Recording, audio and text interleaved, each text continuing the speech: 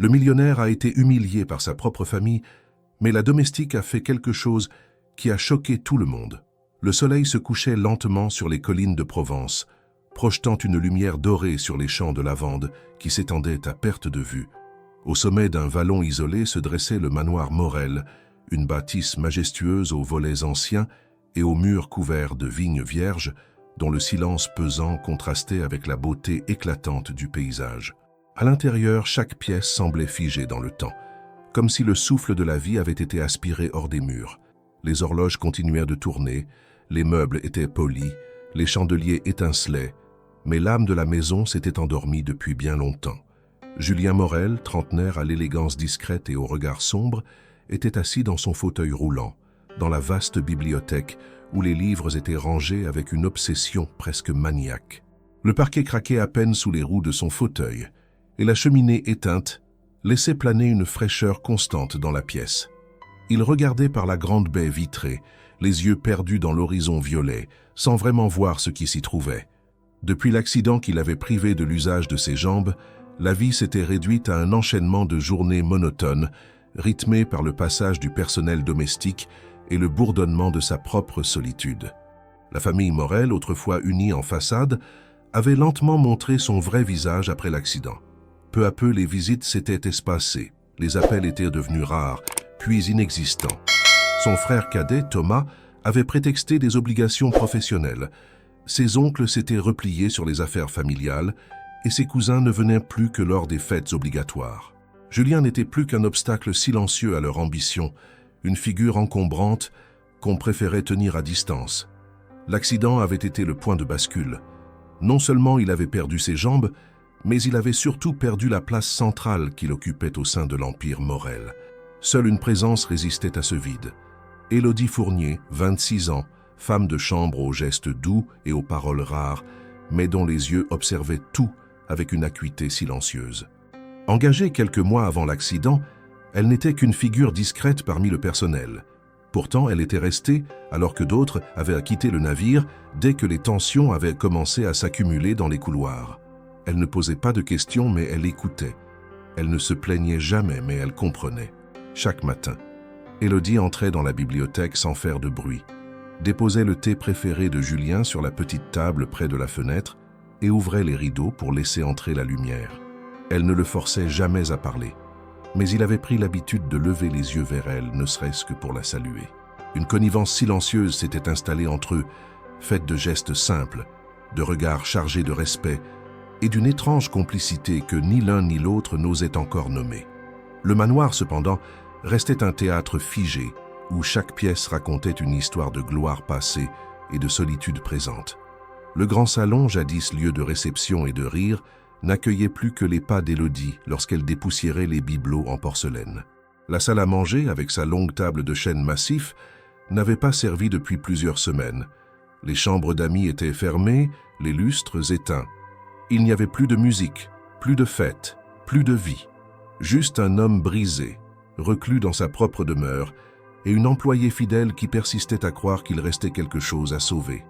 Julien passait des heures à lire, mais il ne retenait plus les mots. Ses pensées dérivaient sans but, revenant toujours à cette nuit de pluie où sa voiture avait quitté la route. L'accident n'était pas un mystère, mais les conséquences l'étaient. Pourquoi sa famille l'avait-elle si vite abandonné? Pourquoi ses regards froids, ses conversations à voix basse dès qu'il entrait dans une pièce? Il n'avait jamais été un homme démonstratif, mais il croyait autrefois à l'attachement familial.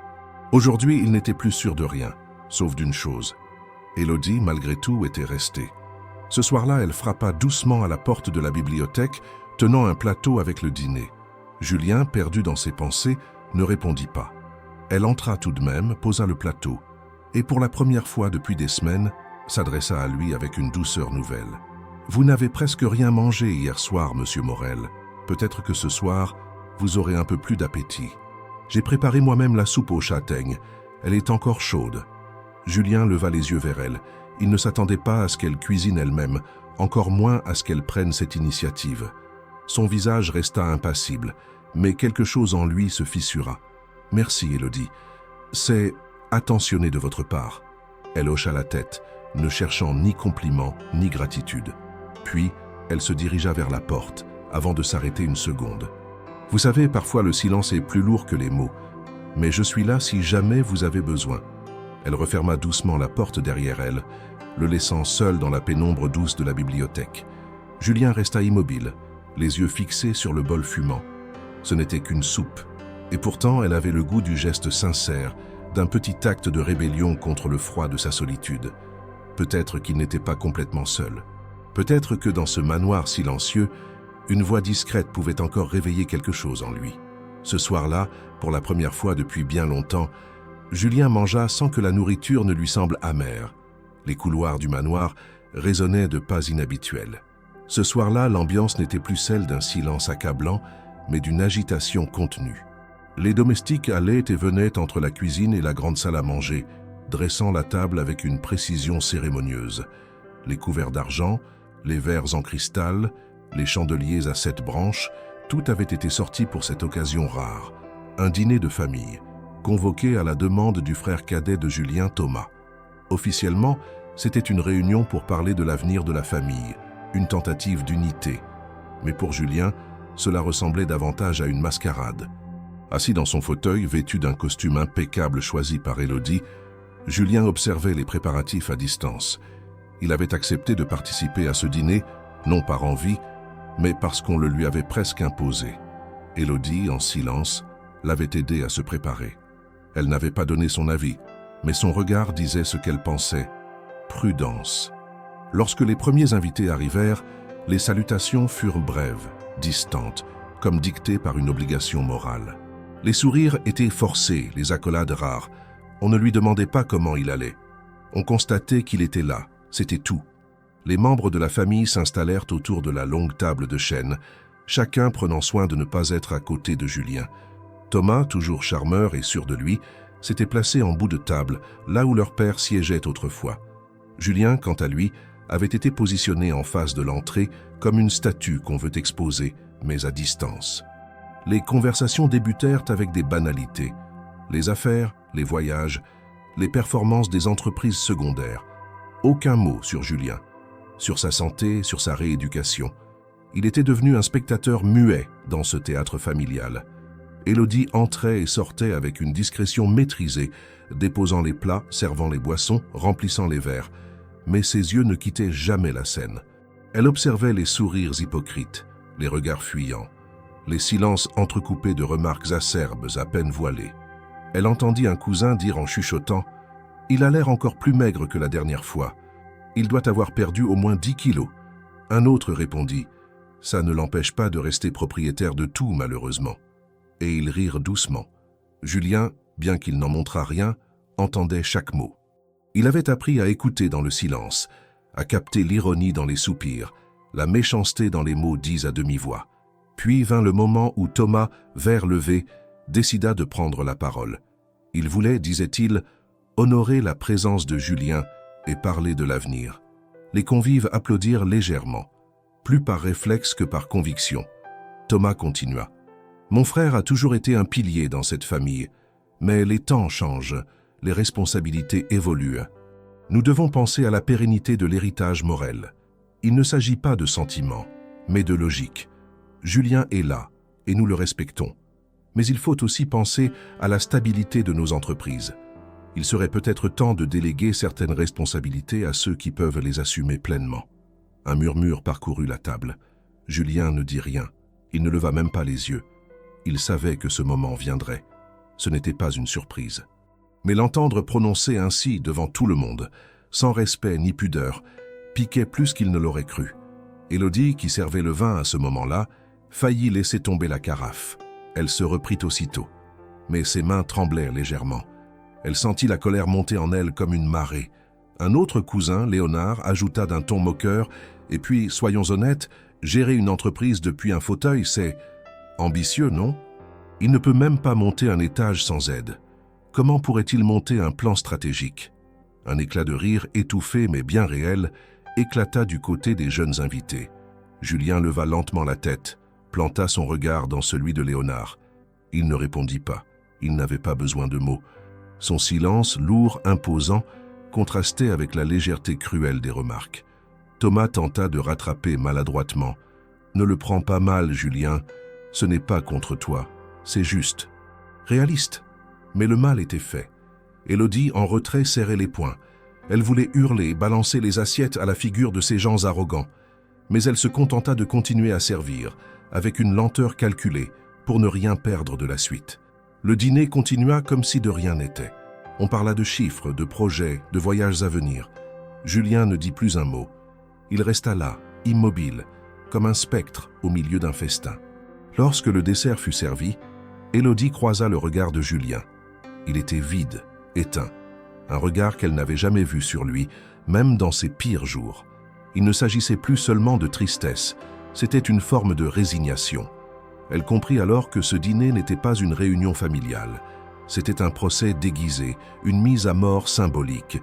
Il voulait le faire disparaître, lentement, proprement, sans cri. Juste l'effacer de leur monde de décision et de pouvoir. Quand le dîner prit fin, les invités s'en allèrent rapidement, prétextant des rendez-vous tôt le lendemain. Aucun ne remercia Julien pour l'accueil. Aucun ne lui souhaita du courage. Thomas tapota son épaule avec un sourire de façade, puis disparut dans la nuit. Julien resta seul dans la salle à manger devant une table désormais vide. Élodie entra pour débarrasser. Elle hésita un instant, puis s'approcha. « Je suis désolée », dit-elle simplement. Julien leva les yeux vers elle. Il ne répondit pas. Il n'en avait pas la force. Mais dans ce silence, elle lut toute la douleur qu'il contenait. Ce soir-là, dans le grand manoir de Provence, un homme venait d'être humilié par les siens, et une employée venait de décider qu'elle ne laisserait plus cela se reproduire. Les jours qui suivirent le dîner furent d'un calme trompeur. Le manoir semblait être retombé dans sa torpeur habituelle, comme si rien ne s'était passé, comme si les mots prononcés, les regards échangés et les humiliations insinuées n'avaient laissé aucune trace. Mais Julien, lui, n'était plus tout à fait le même. Il errait moins souvent dans la bibliothèque, ne prenait plus ses repas à heure fixe, et son regard, autrefois contemplatif, s'était durci. Il ne parlait presque plus à personne, sauf à Élodie, qui sentait à chaque échange muet une tension sourde prendre racine. Elle avait appris à observer, à deviner les non-dits. Depuis ce dîner, elle voyait Julien passer plus de temps enfermé dans son bureau, consulter de vieux dossiers, relire des contrats, passer des appels à voix basse. Ce n'était pas de la curiosité qui la poussait à écouter, c'était une inquiétude profonde. Quelque chose se tramait, quelque chose qui dépassait de loin les tensions familiales habituelles. Ce n'était pas seulement une question de ressentiment ou de rivalité entre frères. C'était plus grave, plus structuré, presque administratif. Un matin, alors qu'elle apportait son petit déjeuner, Julien l'arrêta d'un signe de tête. Il tenait une lettre à la main, le visage figé. « Ils ont fait appel à un avocat », murmura-t-il sans lever les yeux. « Ils veulent contester ma capacité à diriger l'entreprise. Officiellement, c'est une procédure de protection juridique pour m'aider. Mais je connais ce langage. Ils veulent me faire passer pour inapte. Ils veulent que je sois déclaré incapable. » Élodie resta figée. Les mots qu'elle venait d'entendre n'étaient pas ceux d'un homme en colère, mais d'un homme blessé, trahi, profondément choqué. Elle s'approcha lentement, sans un mot, et prit place sur le fauteuil en face de lui. Il posa la lettre sur la table entre eux. Elle reconnut immédiatement le nom du cabinet d'avocats, l'un des plus influents de Marseille, connu pour sa discrétion et ses méthodes brutales. « C'est Thomas », dit Julien après un silence pesant. « C'est lui qui a lancé la procédure. Il prétend que mon état mental est affecté depuis l'accident, que je ne prends plus de décisions cohérentes, que je mets en danger le patrimoine familial. » Il eut un rictus amer. Ses mains tremblaient légèrement, mais il les serra contre les accoudoirs de son fauteuil, comme pour se retenir de les frapper sur la table. Ils veulent me voler ce que j'ai construit, ce que j'ai défendu, même après l'accident. Et le pire, c'est qu'ils agissent comme si c'était pour mon bien, comme si j'étais un vieillard sénile, incapable de comprendre ce qui se passe. Élodie n'avait jamais vu Julien aussi abattu. Elle avait été témoin de sa douleur physique, de sa solitude, de son isolement, mais jamais d'une telle détresse morale. Il n'avait pas pleuré, il ne criait pas, mais chaque mot qu'il prononçait semblait plus lourd que le précédent. Elle sentit un élan irrépressible de révolte naître en elle. Cette famille ne se contentait plus de le mépriser, elle tentait désormais de le faire disparaître légalement. « Et vous allez faire quoi ?» demanda-t-elle d'une voix contenue. Julien haussa les épaules, geste à peine perceptible. « Je ne sais pas encore. Je n'ai pas les preuves qu'ils mentent. Et même si j'en avais, à qui faire confiance? Tous les membres du conseil sont liés à eux. Le médecin qu'ils ont consulté est un ami de mon oncle. Et le notaire, il a toujours suivi la majorité. Élodie se leva, fit quelques pas dans la pièce, les bras croisés. Elle réfléchissait. Ce n'était pas seulement une injustice, c'était une machination, un coup monté avec soin. Et Julien, malgré sa lucidité, semblait acculé. Il ne manquait pas d'intelligence, mais d'alliés, de vrais alliés.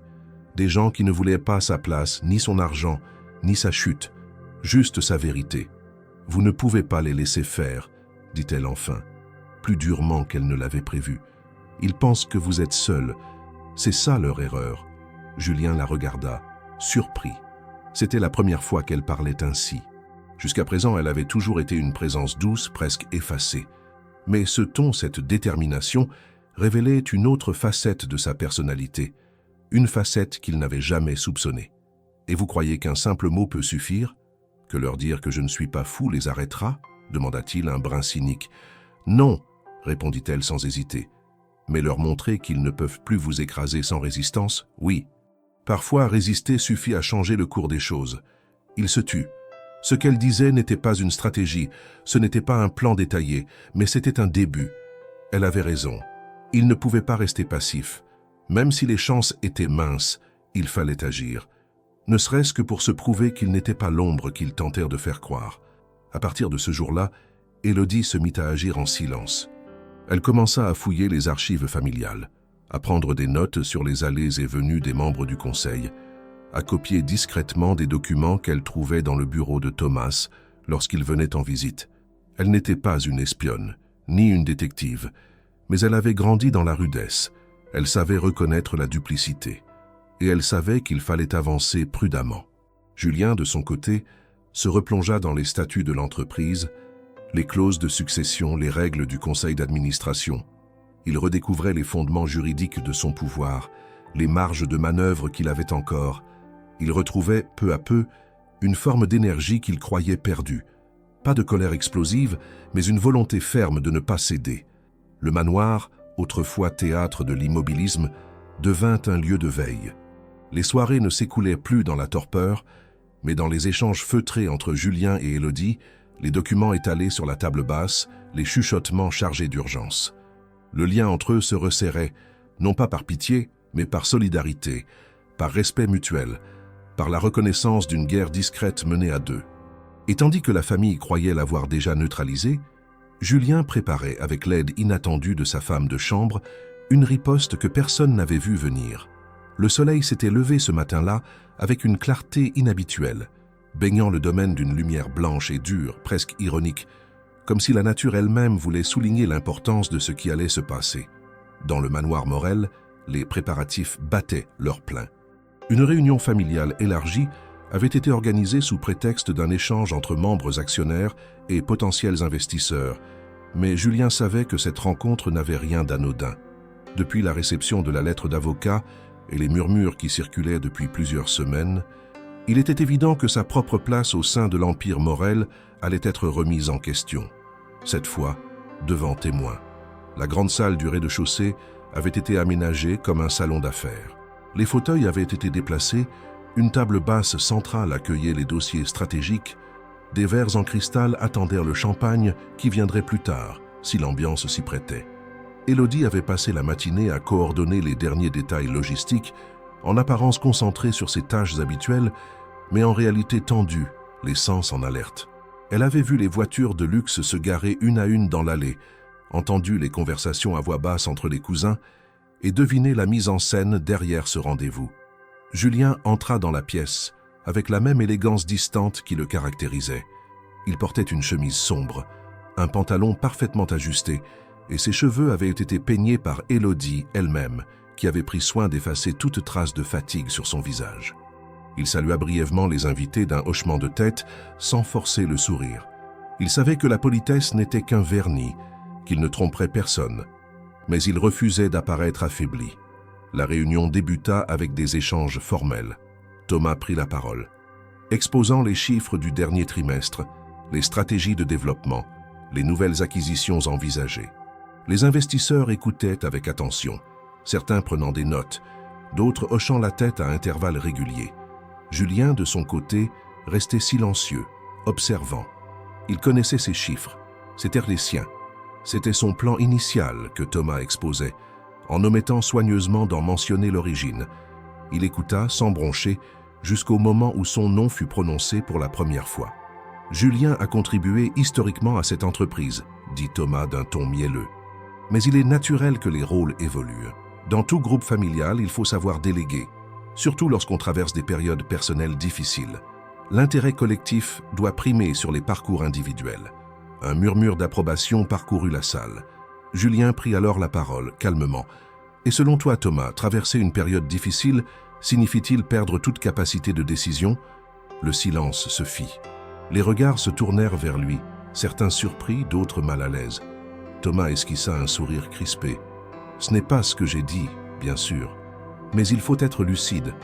Tu n'as pas assisté à certaines réunions essentielles, et plusieurs de nos partenaires s'interrogent sur ta santé mentale. » Julien fronça légèrement les sourcils, mais ne répondit pas immédiatement. Il savait que cette phrase n'était pas un simple dérapage, mais une attaque calculée. Il s'avança légèrement dans son fauteuil. « Ma santé mentale ?» demanda-t-il d'un ton posé. « Tu te bases sur quoi exactement pour remettre en question mon discernement ?» Thomas se tourna alors vers un des oncles qui saisit l'occasion pour intervenir. « Julien, personne ici ne veut te faire de mal, mais tu dois reconnaître que tu n'es plus aussi impliqué. Et puis, ta situation, elle impose certaines limites, objectivement. » Un autre cousin, Léonard, enchaîna aussitôt, cette fois avec une désinvolture provocante. « On pourrait aussi dire que gérer une entreprise depuis un fauteuil roulant, c'est pas exactement ce qu'il y a de plus efficace. Tu ne peux même pas accéder à certaines parties des bureaux sans assistance. C'est pas personnel, hein, c'est juste la réalité. » Élodie, qui se tenait dans un coin de la pièce en apportant des rafraîchissements, sentit une colère sourde l'envahir. Elle n'était pas surprise, mais entendre cela dit à voix haute devant des étrangers était une nouvelle forme de cruauté. Julien, lui, resta étrangement calme. Ses traits ne trahirent aucune émotion, mais ses yeux se durcirent. L'efficacité ne dépend pas des jambes, Léonard. Elle dépend de la vision, du jugement, de la capacité à décider. Des choses que tu n'as jamais eues, même quand tu courais partout dans les bureaux comme un enfant capricieux. Un silence tendu suivit cette réplique. Thomas, visiblement embarrassé par la tournure que prenaient les choses, tenta de reprendre le contrôle. « Julien, je t'en prie, ce n'est pas le lieu pour régler des différends personnels. Nous sommes ici pour parler de l'avenir. »« L'avenir ?» répéta Julien. « Ou ta tentative de me pousser dehors? Tu veux parler de ça devant tout le monde? Très bien. Alors dis-le clairement. Dis à nos partenaires que tu veux me faire interdire juridiquement. Dis-leur que tu me considères comme un obstacle. Assume ton plan. » Les investisseurs, jusque-là discrets, commencèrent à échanger des regards perplexes. Le malaise était palpable. Certains se tortillaient sur leur siège, d'autres faisaient semblant de consulter leur téléphone. Personne ne s'attendait à une telle confrontation. L'un des plus âgés, un ancien partenaire de la famille, prit finalement la parole. « Ce que vous évoquez ici n'est pas une question stratégique, c'est une affaire privée. Et si les accusations sont vraies, elles méritent une autre scène que celle-ci. » Julien hocha lentement la tête. Il avait atteint son objectif, montrer qu'il ne se tairait pas, qu'il n'était pas effacé, même si le prix était l'humiliation, même si les regards étaient maintenant pleins de doutes. Il avait répondu. Il s'était tenu debout à sa manière.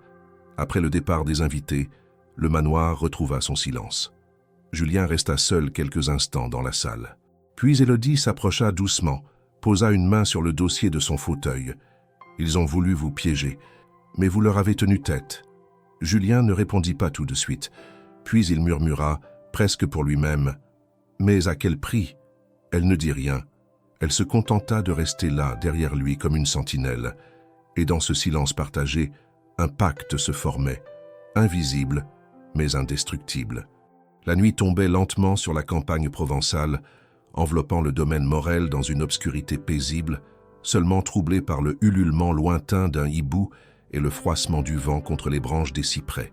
Le silence dans le manoir semblait plus lourd qu'à l'ordinaire. Les couloirs étaient vides, les lumières tamisées, et la salle à manger, témoin d'échanges aussi tendus qu'insidieux, avait été abandonnée dès le départ des invités.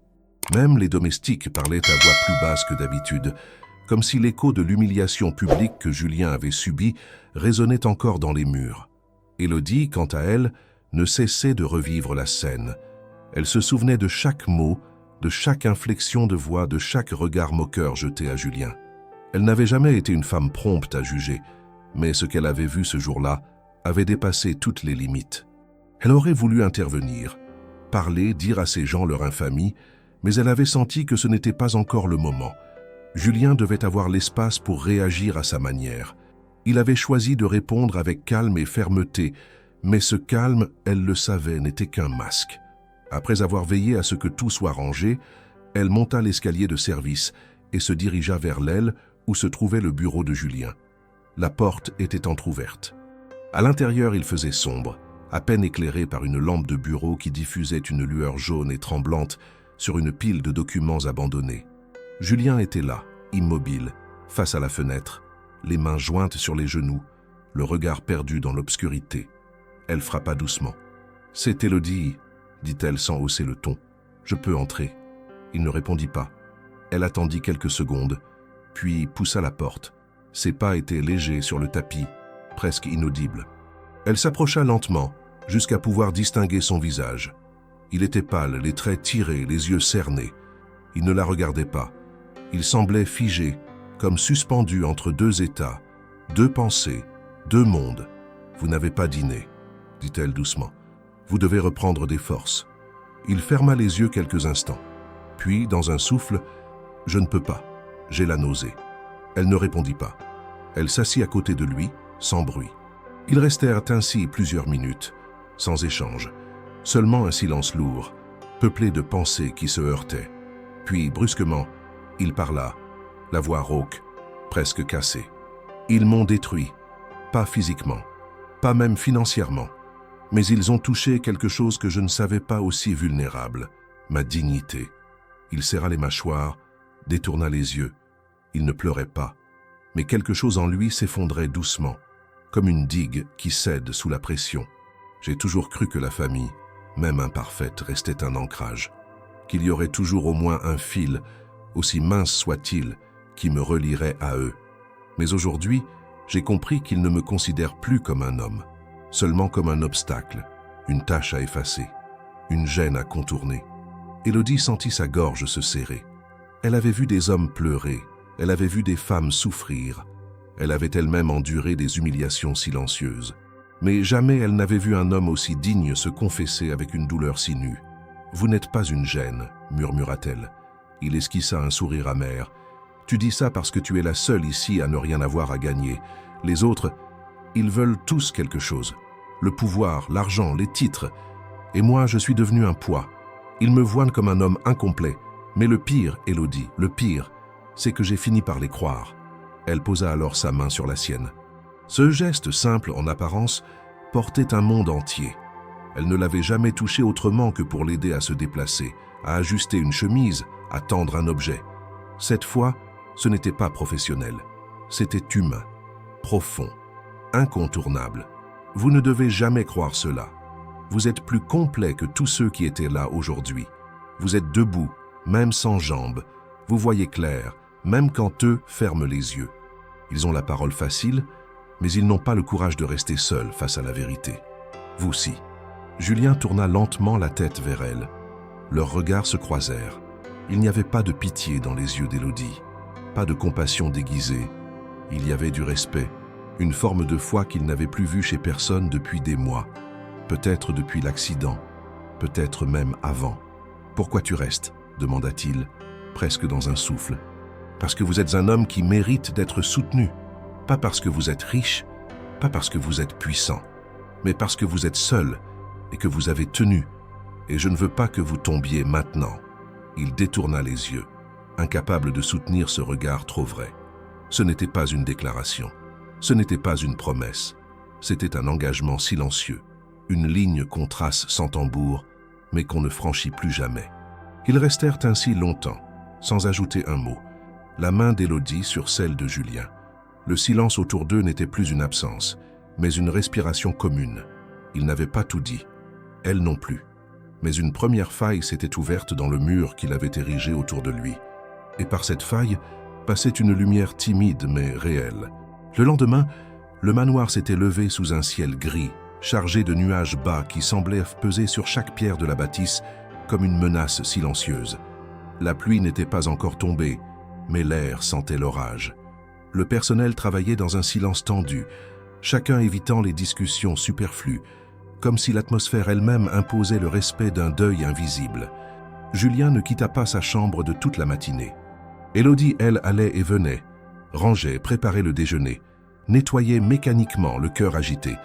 Elle ne cessait de repenser à la veille, à ces mots dits dans l'obscurité, à cette main tenue quelques secondes de trop. Quelque chose avait changé. Ce n'était plus seulement une relation d'employé à employeur, c'était devenu un lien fragile mais profond, tissé dans l'épreuve. Ce même jour, la famille Morel avait prévu une nouvelle réunion informelle, toujours dans le but de rassurer les investisseurs inquiets. Cette fois, ils seraient moins nombreux, mais plus influents. Des partenaires historiques, des avocats, des conseillers financiers. Thomas avait organisé la rencontre en prétendant vouloir apaiser les tensions, mais tout, dans la manière dont l'événement avait été préparé, trahissait une volonté de marginaliser définitivement Julien. Aucune invitation officielle ne lui avait été adressée. On l'avait simplement oublié. Mais Julien, informé par un des domestiques, décida d'y assister malgré tout. Élodie apprit la tenue de la réunion en surprenant une conversation dans la cuisine entre deux intendants. Elle sentit aussitôt la colère lui remonter à la gorge. Encore une fois, il comptait agir dans son dos, lui arracher ses droits à coups de mots feutrés, de formules juridiques et de sourires hypocrites. Elle prit une décision. Cette fois, elle ne resterait pas silencieuse. Cette fois, elle ne servirait pas le thé pendant que les autres détruisent un homme qu'elle respectait. Elle n'en parla pas à Julien. Pas encore. Elle savait qu'il aurait refusé. Il voulait rester digne, discret. Mais elle en avait assez. Lorsque les premiers invités arrivèrent, elle continua son travail comme si de rien n'était. Elle les accueillit, prit leur manteau, leur offrit du café, tout en notant chaque mot, chaque attitude. Les rires étaient feutrés, les regards complices. Personne ne semblait se soucier de la présence de Julien. Ils étaient là pour en finir, en toute discrétion. Le salon fut aménagé rapidement.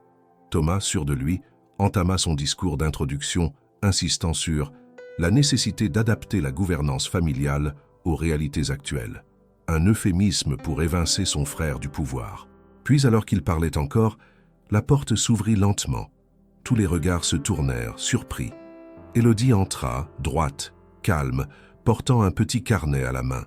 Les conversations cessèrent immédiatement. On ne l'avait pas annoncé, elle n'avait pas été appelée. Et surtout, elle n'avait pas à se trouver là.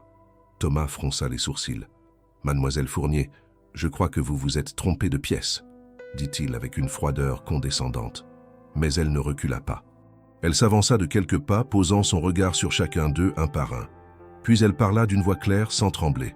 « Non, monsieur Morel, je suis exactement là où je dois être. » Un murmure courut dans la pièce. Certains la reconnurent à peine.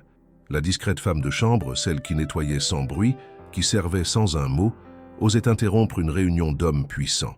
Thomas se leva. « Je vous demande de quitter cette pièce immédiatement.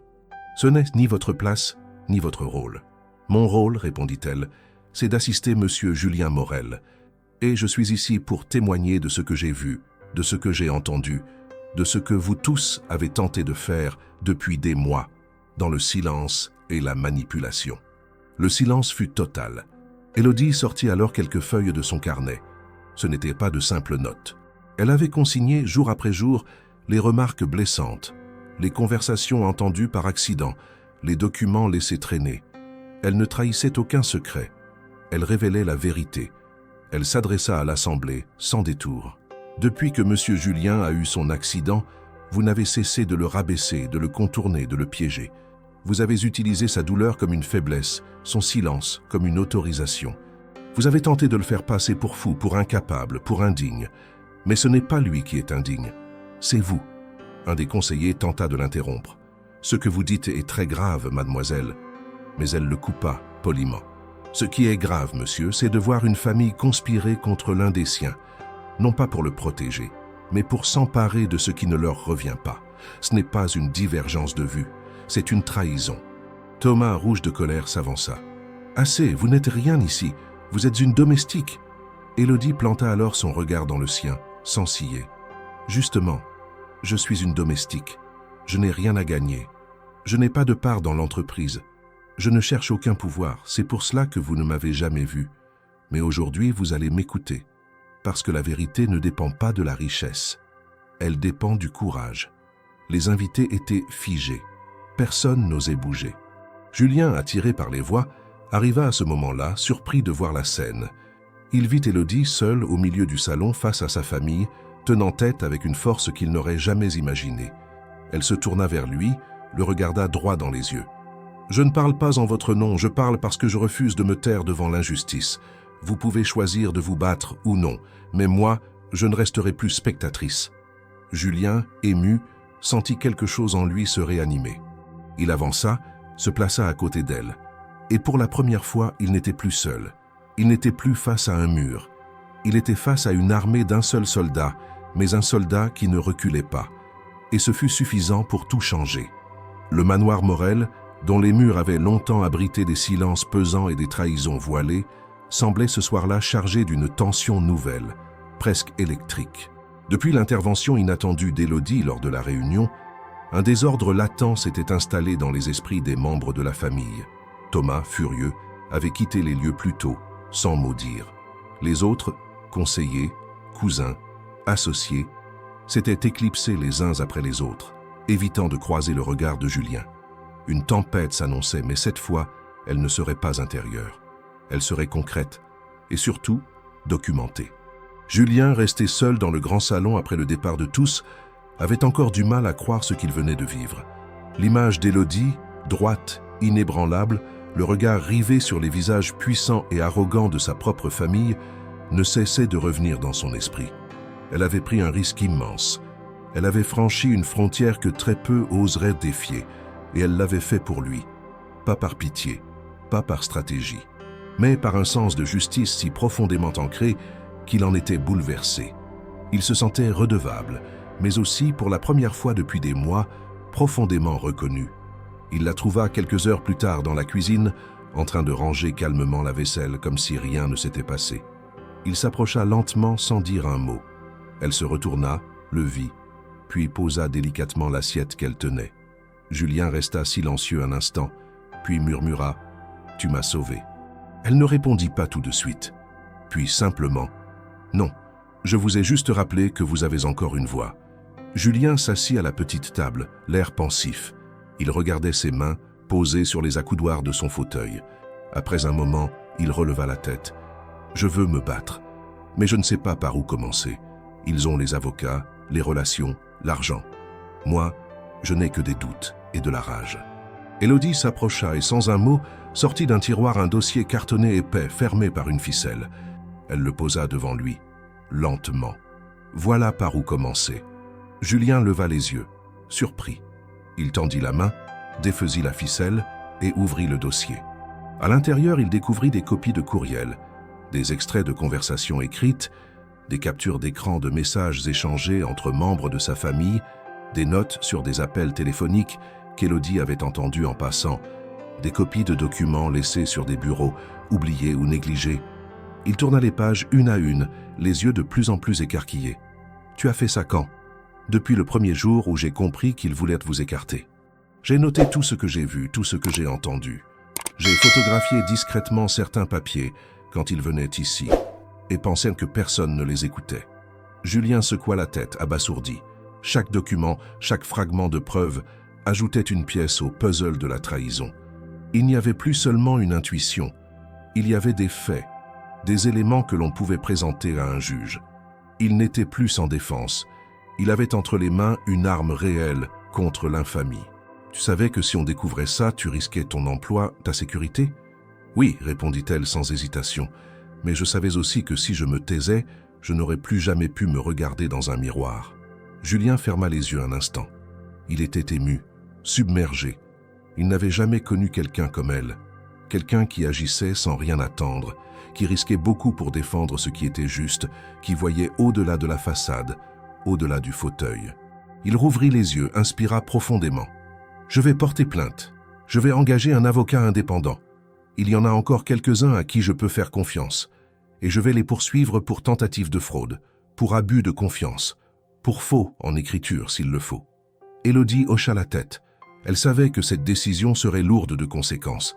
Elle savait aussi que les Morel ne resteraient trop pas sans réaction. Mais elle savait surtout que Julien venait de retrouver sa force.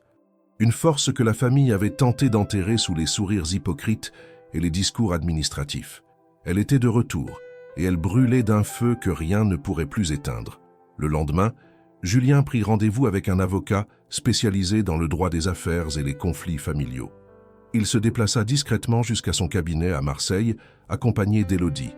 Ils présentèrent le dossier. Le professionnel, après l'avoir feuilleté méthodiquement, releva la tête, les sourcils froncés. « Ce que vous avez ici, c'est plus qu'un début de preuve. C'est une base solide pour une action judiciaire. Si tout cela est vérifiable, vous avez une très bonne chance de faire invalider toute tentative de mise sous tutelle. Et peut-être plus encore. » Julien sentit une énergie nouvelle l'envahir. Ce n'était plus une question de défense. C'était une reconquête. De sa place, de sa dignité, de son nom. Lorsqu'ils quittèrent le cabinet, le vent avait tourné. Le ciel était encore couvert, mais une percée de lumière filtrait entre les nuages. Julien ne dit rien sur le chemin du retour, mais il tenait le dossier contre lui, comme un talisman. Élodie, à ses côtés, marchait sans un mot. Elle savait que le combat ne faisait que commencer, mais elle savait aussi que désormais, il le mènerait à deux, et que cela changeait tout. Les jours qui suivirent la visite chez l'avocat marquèrent un tournant décisif dans le quotidien du manoir Morel. L'ambiance y était devenue différente, comme si les murs eux-mêmes portaient désormais la tension sourde d'un affrontement inévitable. Julien n'était plus cet homme reclus dans sa bibliothèque, perdu dans les souvenirs de son ancienne vie. Il était redevenu un acteur, un stratège, un homme debout malgré le fauteuil. Chaque matin, il s'installait dans son bureau, relisait les documents, appelait son avocat, préparait des dossiers. Il ne se cachait plus. Il avançait. Mais l'onde de choc de la dénonciation d'Élodie, combinée à la plainte officielle déposée par Julien, ne tarda pas à atteindre les oreilles de la famille Morel. La riposte fut aussi rapide que brutale. Thomas, visiblement pris de court par la détermination de son frère, lança une contre-offensive publique. Par l'intermédiaire d'un cabinet de communication bien connu, il diffusa une série de communiqués dans la presse régionale, dénonçant les accusations de Julien comme étant le fruit d'un déséquilibre émotionnel post-traumatique. Il évoqua même la manipulation évidente d'une personne extérieure aux intérêts familiaux, insinuant sans la nommer l'influence malveillante d'Élodie. La presse s'en empara avec voracité. Certains journaux relayèrent la version officielle de la famille, parlant d'un héritier fragile, entouré d'individus aux motivations obscures. D'autres, au contraire, commencèrent à poser des questions. Pourquoi un homme tel que Julien Morel, connu pour son esprit rigoureux et sa gestion méticuleuse avant son accident, serait-il soudainement devenu inapte? Pourquoi la famille cherchait-elle autant à contrôler le récit? Élodie, en lisant les premiers articles, sentit sa poitrine se serrer. Elle n'avait jamais voulu être au centre d'un scandale. Elle savait que se dresser contre une dynastie comme les Morel ne serait pas sans conséquences, mais elle n'avait pas anticipé l'ampleur du contre-feu. On l'accusait désormais de manipuler Julien, d'exploiter sa faiblesse émotionnelle, de le monter contre sa propre famille dans le but de gravir les échelons sociaux. Certains tabloïds allèrent jusqu'à suggérer une liaison calculée, insistant sur l'influence croissante d'une employée domestique au sein du manoir familial. Julien, en découvrant ces calomnies, entra dans une colère froide. Ce n'était pas la première fois qu'il voyait la presse se faire l'écho de mensonges, mais toucher ainsi à Élodie avec une telle bassesse le révoltait. « Ils veulent te salir pour me faire tomber », dit-il en froissant un article entre ses mains. « Parce qu'ils savent que tu es la seule à m'avoir tendu la main quand personne d'autre n'a eu ce courage. » Élodie, pourtant touchée, resta droite. « Ce n'est pas moi qu'ils visent, Julien, c'est vous. Moi, je ne suis qu'un prétexte. » Il la regarda longuement, puis se redressa légèrement dans son fauteuil. Alors ils vont devoir affronter les deux. Le lendemain, Julien convoqua une conférence de presse dans l'auditorium d'un centre culturel de la région. Un lieu neutre, éloigné du manoir, mais chargé de symbolisme. Il y invita des journalistes triés sur le volet, ceux qu'il savait honnêtes, indépendants. Lorsqu'il entra dans la salle, accompagné d'Élodie, la rumeur courut aussitôt dans les rangs. Les photographes prirent des dizaines de clichés. Les caméras se tournèrent vers lui, assis, certes, mais le regard haut, déterminé. Il prit la parole sans note. Sa voix était calme, ferme, sans tremblement. Il exposa les faits, les dates, les tentatives d'interdiction, les manipulations familiales, les documents trafiqués. Il présenta le dossier qu'Élodie avait constitué, pièce à l'appui. Il ne demanda pas la pitié, il exigea la justice. Et surtout, il prit la défense d'Élodie avec une intensité que personne n'avait prévue. Si aujourd'hui je suis debout dans cette bataille, c'est grâce à une personne qui n'a ni fortune, ni nom célèbre, ni intérêt personnel à défendre. C'est grâce à une femme qui a cru en ma valeur quand ma propre famille m'a tourné le dos. Ceux qui tentent de la réduire à une manipulatrice ne font que révéler leur propre médiocrité. Le discours fut relayé en direct sur plusieurs plateformes. Les réactions ne tardèrent pas. Le public, touché par la sincérité de Julien, commença à se retourner contre les Morel. Sur les réseaux sociaux, des milliers de messages de soutien affluèrent. Des anciens collaborateurs, des connaissances, même d'anciens employés de la famille, prirent la parole pour confirmer la véracité des propos. Plusieurs témoignèrent du mépris habituel des Morel pour quiconque ne faisait pas partie de leur cercle restreint. Élodie, malgré elle, devint un symbole. On la surnommait « la voix du manoir », la conscience des Morel. Elle refusait toutes les interviews, se tenant loin des caméras. Mais sa silhouette aux côtés de Julien était devenue une image forte. Elle n'avait jamais cherché la lumière, mais celle-ci l'avait trouvée. Thomas, sentant l'opinion publique se retourner, tenta de minimiser les dégâts. Il publia un communiqué froid, sans excuse, dans lequel il parlait de malentendus regrettables et de différences d'interprétation. Mais il était trop tard. Le vernis craquait. Les investisseurs commençaient à poser des questions. Certains exigèrent la tenue d'une assemblée extraordinaire du conseil d'administration. D'autres gelèrent leurs engagements financiers. Le clan familial, si sûr de lui quelques semaines auparavant, commençait à vaciller. Julien, pour la première fois depuis longtemps, sentit que le vent tournait. Il ne s'agissait plus seulement de se défendre, mais de reconquérir ce qu'on lui avait arraché. Il n'était plus un héritier qu'on pouvait écarter discrètement. Il était redevenu un homme public, soutenu, écouté. Et ce renouveau, il le devait à une femme que la société aurait voulu rendre invisible, mais qui avait su élever la voix quand tout le monde se taisait. Les jours s'égrenaient lentement, rythmés par les allées et venues des avocats, les rendez-vous stratégiques, les échanges de courriers officiels et les appels que Julien recevait à toute heure. La bataille qu'il avait engagée contre sa propre famille n'était pas seulement juridique. Elle devenait peu à peu symbolique, publique, presque philosophique. Il ne s'agissait plus simplement de prouver son aptitude à diriger, mais de redéfinir son existence aux yeux de ceux qui l'avaient réduit à un fauteuil et à un silence. Pourtant, au milieu de cette tempête, un autre feu couvait, plus intime, plus ancien, que Julien n'avait pas encore perçu, celui qui brûlait dans le passé d'Élodie. Depuis l'attaque médiatique dont elle avait été la cible, Élodie s'était murée dans une apparente indifférence. Elle accomplissait ses tâches avec la même précision, accompagnait Julien dans chacun de ses déplacements, mais quelque chose dans son regard avait changé. Elle évitait certains silences. Elle semblait porter un poids nouveau, ou peut-être ancien, que les récents événements avaient réveillé. Julien, attentif malgré l'agitation, ne tarda pas à remarquer cette distance subtile, ce voile dans les yeux de la femme qui, pourtant, lui avait rendu la parole et le souffle. Un soir, alors qu'il revenait d'une réunion avec leur avocat dans une petite maison de campagne que Julien utilisait comme lieu de repli stratégique, ils décidèrent de faire une halte dans un champ de lavande à demi fleuri, en dehors de toute route. Le vent tiède du soir balayait les herbes hautes, et l'air embaumait de cette odeur douce et entêtante propre à la région. Julien demanda qu'on arrête la voiture. Il voulait respirer, vivre, ressentir autre chose que le poids des stratégies juridiques. Élodie l'aida à descendre, l'installa confortablement sous un vieux chêne solitaire, puis s'assit en face de lui, à même le sol. Ils restèrent un moment sans parler. Puis Julien, d'une voix plus douce qu'à l'accoutumée, demanda « Pourquoi toi ?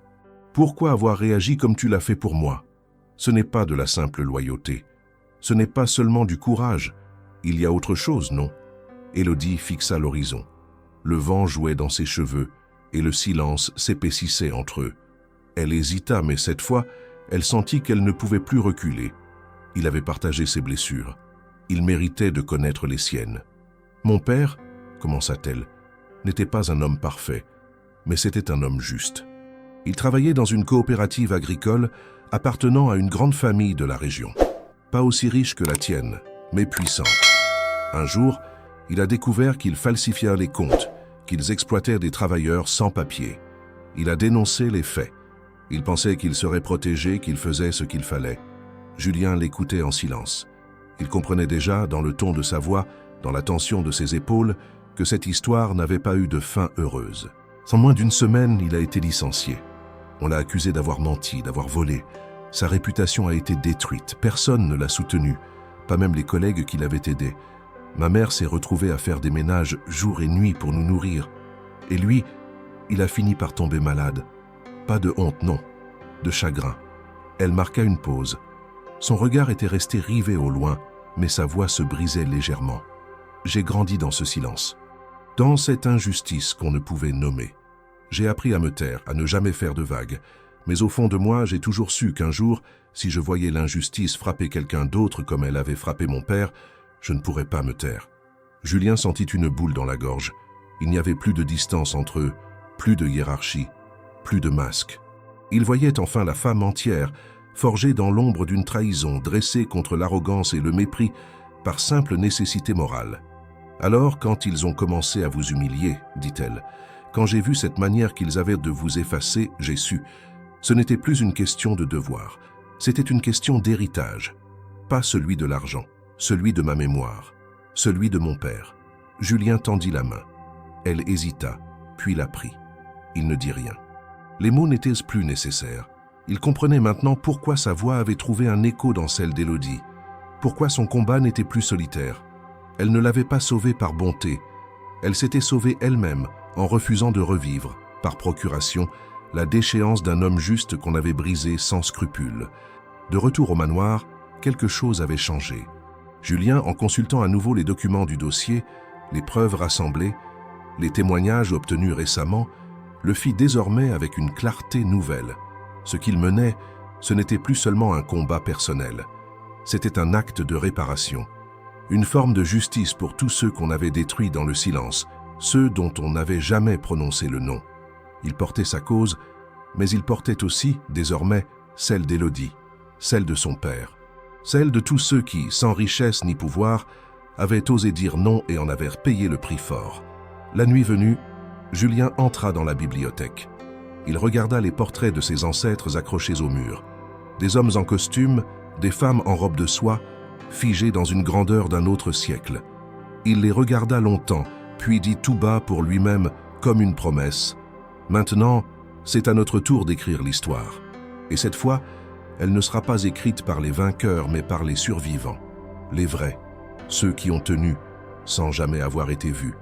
Le bâtiment du tribunal administratif de Marseille, imposant et froid dans son architecture de béton et de verre, se dressait au cœur de la ville comme un monolithe inaltérable, indifférent aux passions humaines qu'il abritait chaque jour.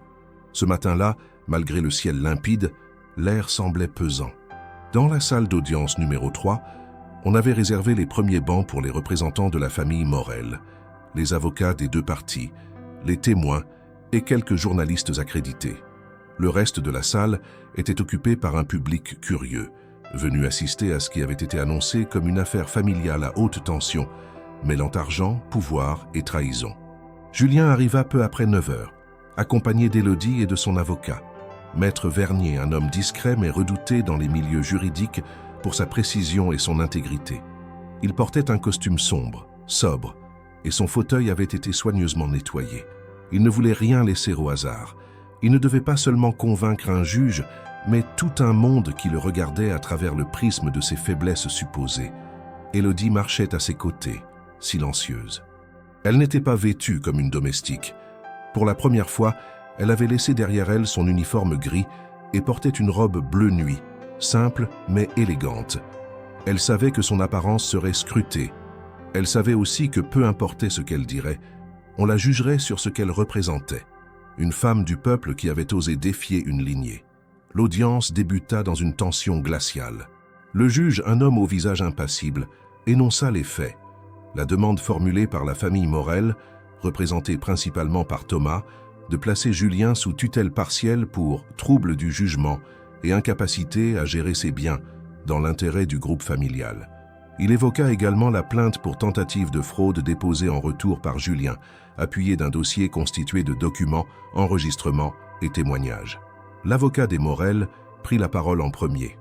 Il parla longuement, d'une voix monocorde mais assurée, évoquant la fragilité psychologique post-traumatique de Julien, ses absences aux réunions décisives, sa tendance à s'isoler, et même sa dépendance émotionnelle à une employée. Il esquiva les attaques directes, mais laissait entendre par insinuations répétées que Julien était manipulé. Il présenta des lettres médicales, toutes issues de praticiens proches de la famille, attestant d'un état dépressif persistant, sans jamais évoquer un réel diagnostic psychiatrique. Julien écoutait sans broncher, les mains croisées sur ses genoux. Puis vint le tour de Maître Vernier. Il se leva, salua la cour et commença par une déclaration simple. « Nous ne sommes pas ici pour discuter d'un malaise passager.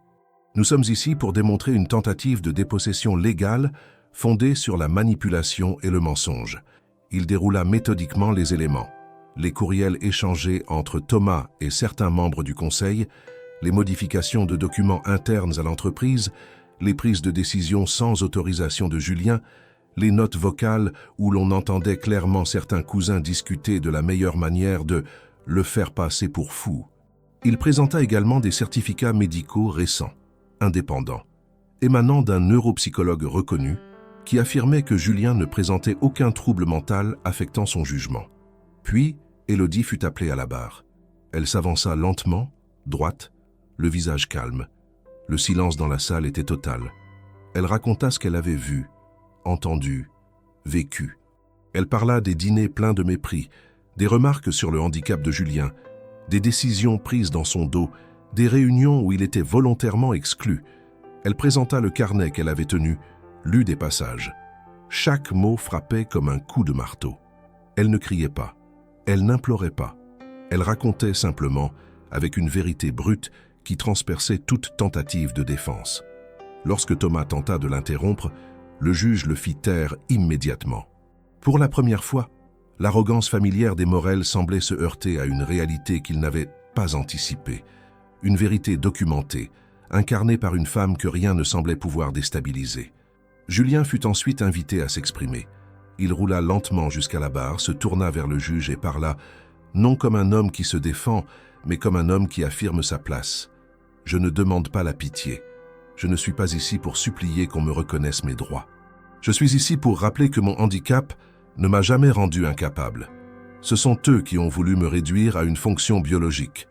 J'ai dirigé cette entreprise avec rigueur. J'ai tenu tête à la crise. J'ai formé mes successeurs. Et j'ai cru que ma famille me soutiendrait. J'avais tort. Mais je ne suis pas fou, je ne suis pas faible, et je n'ai pas besoin de protection contre moi-même. » Un silence impressionnant suivit sa déclaration. Le juge leva les yeux vers lui, puis annonça une courte suspension de séance. 1 heure plus tard, tout le monde était rappelé. Le verdict tomba, net, sans ambiguïté. La demande de tutelle est rejetée. Les éléments présentés par M. Morel et ses conseils démontrent une capacité pleine à gérer ses affaires.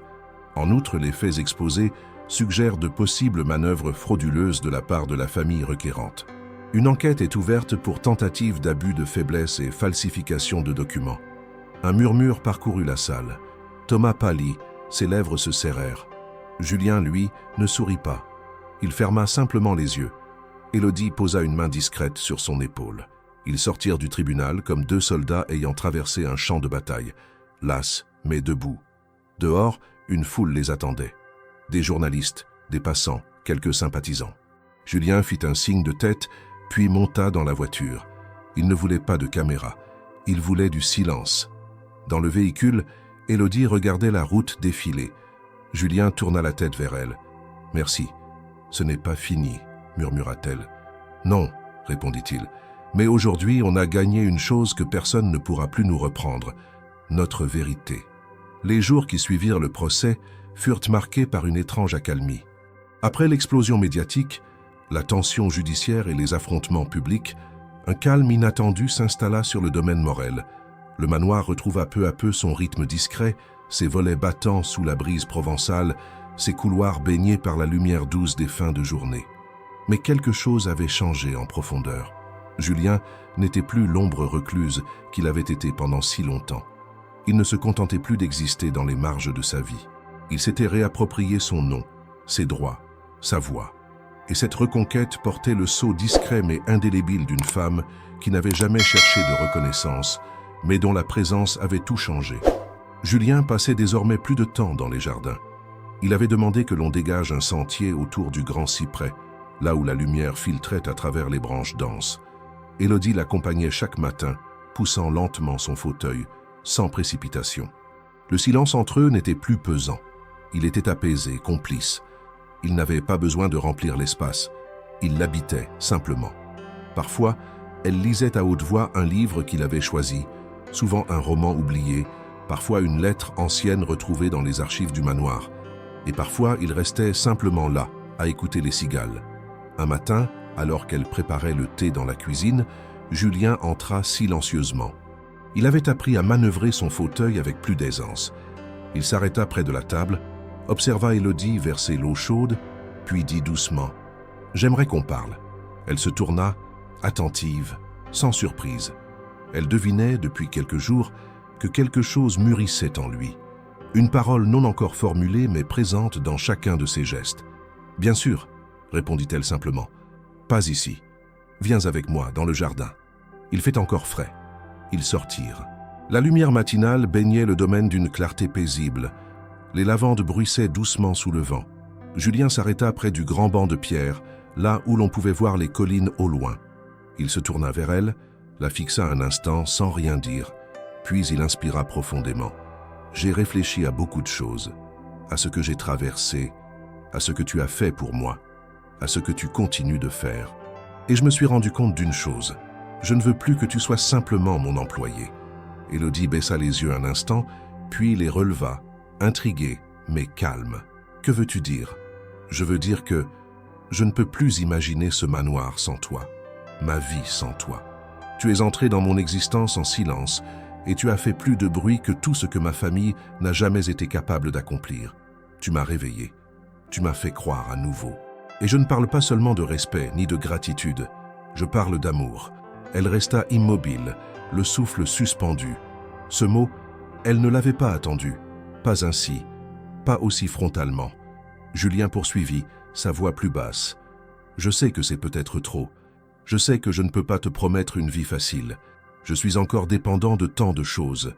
Mais je ne veux plus que tu te lèves chaque matin en pensant à ce que tu dois faire pour moi. Je veux que tu te lèves en sachant que tu n'as plus besoin de demander la permission d'être là.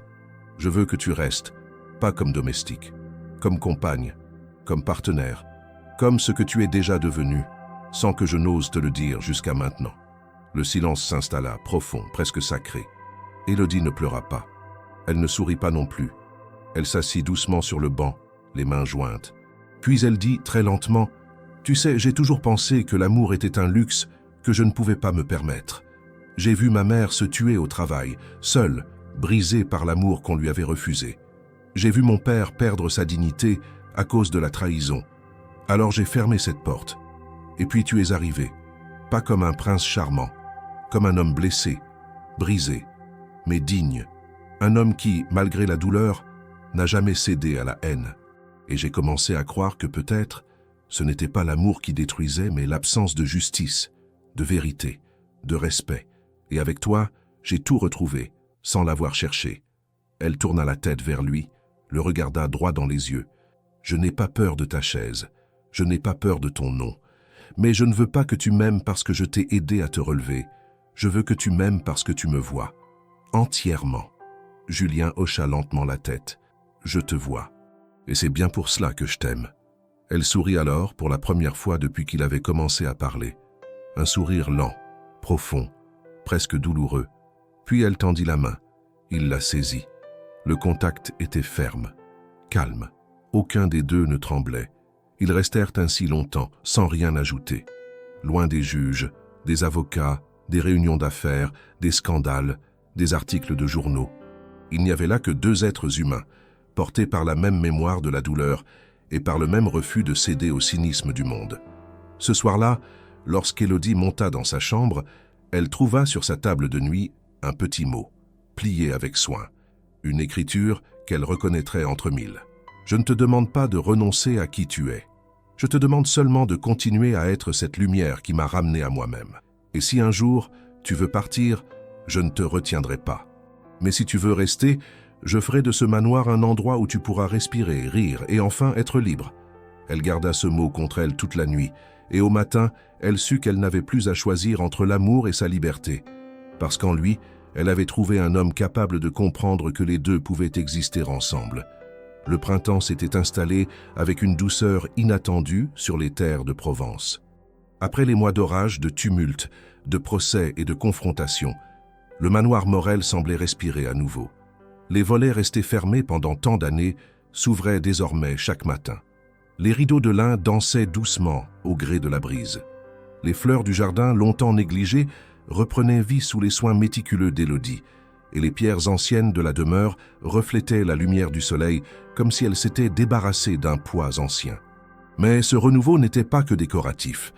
Il était structurel, profond, porté par la volonté commune de deux êtres de transformer le passé en terre fertile pour l'avenir.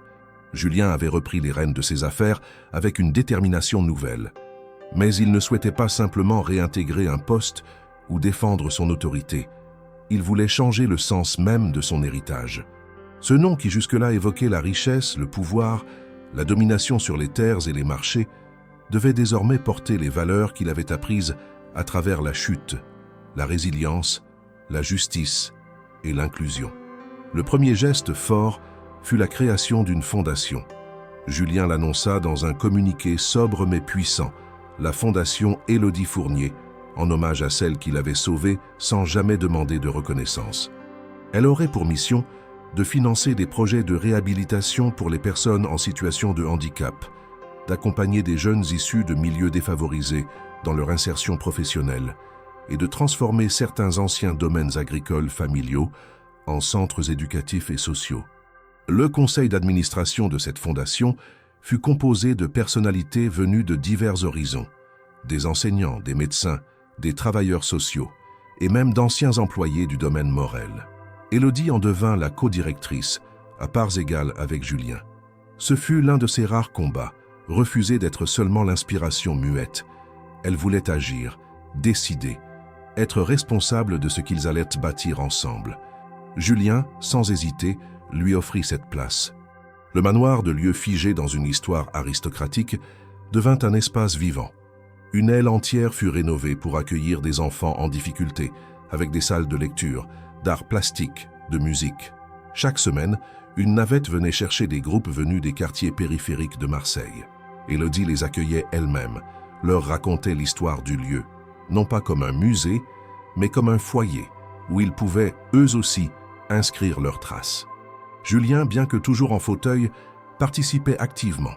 Il animait des ateliers de gestion, partageait son expérience, offrait son expertise. Ce que la société avait tenté de lui retirer, il le redistribuait avec encore plus de générosité. Ses conférences attirèrent désormais des foules silencieuses, non pas fascinées par le prestige, mais touchées par la sincérité de son parcours. La presse, qui autrefois s'était nourrie du scandale, suivait désormais l'évolution du couple avec respect. Des reportages furent réalisés, des articles furent écrits. On parlait du miracle Morel, mais ni Julien ni Élodie n'aimaient ce terme. Ce n'était pas un miracle. C'était le fruit d'un combat, d'un refus obstiné de laisser la haine et le mépris gagner, d'un choix quotidien de répondre à l'injustice par la construction. Un jour, alors qu'Élodie encadrait un atelier de dessin avec les enfants, Julien l'observait à distance depuis la véranda. Elle riait, expliquait, encourageait. Elle n'était plus cette femme de l'ombre, silencieuse et effacée. Elle était un pilier, une présence lumineuse. Il se souvenait de leurs premiers échanges, de son regard discret, de sa voix presque timide. Et il voyait, à présent, la force épanouie de celle qu'il aimait. Ce soir-là, ils dînèrent seuls dans la petite salle à manger qu'ils avaient réaménagée ensemble. La grande salle, trop chargée de souvenirs, n'était plus utilisée que pour des événements officiels. La petite, en revanche, était devenue leur cocon. Les murs y étaient couverts de dessins d'enfants, de photos de groupe, de lettres de remerciements encadrées. Sur la table, une simple soupe aux lentilles, du pain frais, du fromage de chèvre. Rien de somptueux, mais tout avait le goût d'un chez-soi. « Tu te rends compte de ce qu'on a fait ?» demanda Julien, la voix douce. Élodie leva les yeux, un morceau de pain à la main. « Pas encore, mais je sais que c'est réel. J'ai longtemps cru que le pouvoir se mesurait en chiffres, en actionnaires, en influence. Mais ce que je ressens ici, chaque jour, n'a pas de prix.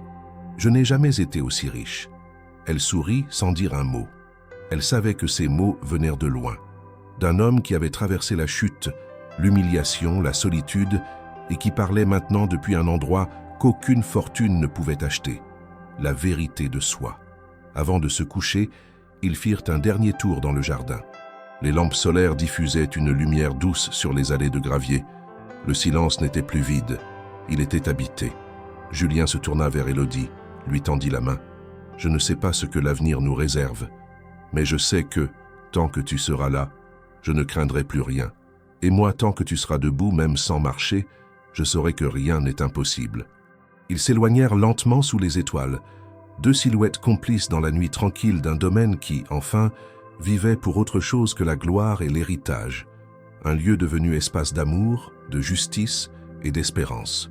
Les champs de lavande ondulaient doucement sous la caresse d'un vent tiède, et le soleil, en descendant lentement derrière les collines provençales, baignait la campagne d'une lumière dorée et apaisante. L'air sentait la terre chaude, les herbes sèches, et quelque chose d'indéfinissable, de pur, comme si le monde retenait son souffle pour observer la scène en silence. Ce soir-là, Julien et Élodie marchaient lentement, main dans la main, le fauteuil motorisé de Julien roulant sans bruit sur le sentier de terre, qu'Élodie avait elle-même aidé à tracer des mois plus tôt. Il n'y avait ni cérémonie, ni caméra, ni déclaration publique. Aucune foule, aucun discours. Le tumulte était passé. Les jugements rendus, les portes fermées, les comptes soldés. Il ne restait que l'essentiel. Deux âmes qui, à travers la douleur et la lutte, s'étaient trouvées et, sans jamais se promettre l'éternité, avaient décidé de se choisir chaque jour dans le silence d'une fidélité qui ne cherchait pas à être applaudie. Julien observait le paysage, reconnaissant chaque arbre, chaque pierre, chaque odeur. Lui qui, autrefois, contemplait ce domaine comme un empire à défendre, le regardait maintenant comme un refuge. Tout ce qu'il possédait avait changé de sens. Le manoir n'était plus un trône, mais un lieu d'accueil. Sa fortune, un outil au service de quelque chose de plus grand.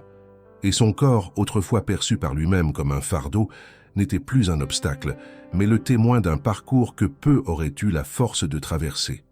Élodie s'arrêta soudain, tirant légèrement sa main pour le faire ralentir.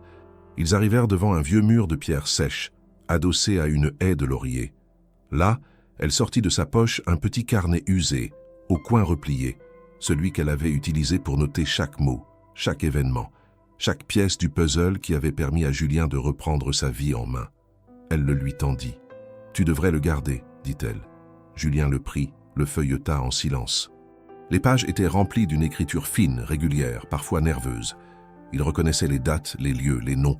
Il sentait, entre les lignes, la peur, la détermination, l'amour discret qui avait guidé Élodie dans l'ombre. Il referma le carnet, puis leva les yeux vers elle. « Tu as écrit ce que personne ne voulait voir. J'ai juste refusé d'oublier. » Ils restèrent un moment là, à regarder le soleil toucher la ligne de l'horizon, puis s'asseoir sur une pierre plate à l'ombre d'un vieux figuier. Le silence était doux. Julien rompit le calme, la voix plus grave. « Tu sais, j'ai pensé que je devais faire quelque chose pour toi, te récompenser, te donner ce que tu n'as jamais eu, une sécurité, une reconnaissance officielle. Mais je me suis trompé. Ce que tu m'as donné ne peut pas être remboursé. Et toi, tu ne veux pas de récompense. » Élodie le regarda et dans ses yeux, il vit non pas de la tristesse mais une tendresse infinie. « J'ai voulu qu'on entende ta voix, qu'on sache que tu n'étais pas fini, que tu valais plus que leur mépris. Mais je ne me suis jamais battu pour être remarqué. Je me suis battu parce que c'était juste, parce que toute ma vie j'ai attendu ce moment où je pourrais faire ce que ma mère n'avait jamais pu faire, dire non à ceux qui écrasent et dire oui à ceux qui résistent. » Julien prit sa main, la serra doucement. « Tu es la plus belle vérité que j'ai rencontrée. Ils ont voulu m'enterrer. Tu m'as réveillé. Tu n'as pas réparé un homme brisé. Tu m'as appris à ne plus avoir honte de mes cicatrices. » Elle s'appuya contre son épaule, ferma les yeux. Le jour s'effaçait peu à peu. Les sons devenaient plus discrets. Les oiseaux cessèrent de chanter. Les premières étoiles commençaient à apparaître dans le ciel bleu foncé. « Je n'ai jamais imaginé, dit-elle à voix basse, que défendre quelqu'un m'offrirait une vie entière d'amour. »« Et moi, répondit Julien, je n'aurais jamais cru que l'amour viendrait de quelqu'un d'aussi fort. » Ils ne parlèrent plus. Leurs mains restèrent liées, immobiles. Le silence, cette fois, n'était ni une absence ni une blessure. C'était un espace sacré, un lieu intérieur où chaque battement de cœur suffisait. Loin des scandales, des décisions de justice, des injures, des tentatives de manipulation, ils avaient construit, pièce par pièce, un refuge indestructible. Le lendemain, ils se réveilleraient, comme tous les autres jours. Il y aurait d'autres enfants à accueillir, d'autres projets à monter, d'autres terres à cultiver, d'autres décisions à prendre. Mais aucun de ces actes ne serait dicté par l'obligation ou la peur. Tout serait animé par la même conviction que les avait portés jusqu'ici. L'amour vrai ne se crie pas, il se prouve, non par des gestes spectaculaires, mais par la constance, la présence, la vérité. Et c'est ainsi que, dans un coin reculé de la Provence, deux êtres que le monde avait voulu opposer, le riche et la pauvre, le patron et la servante, le puissant déchu et la silencieuse loyale, avaient, sans bruit, donné une nouvelle définition au mot victoire. Une victoire qui ne s'inscrit pas sur les murs des tribunaux, mais dans les veines mêmes de la vie. Une victoire qui ne réclame ni médaille ni reconnaissance. Une victoire qu'on appelle simplement amour.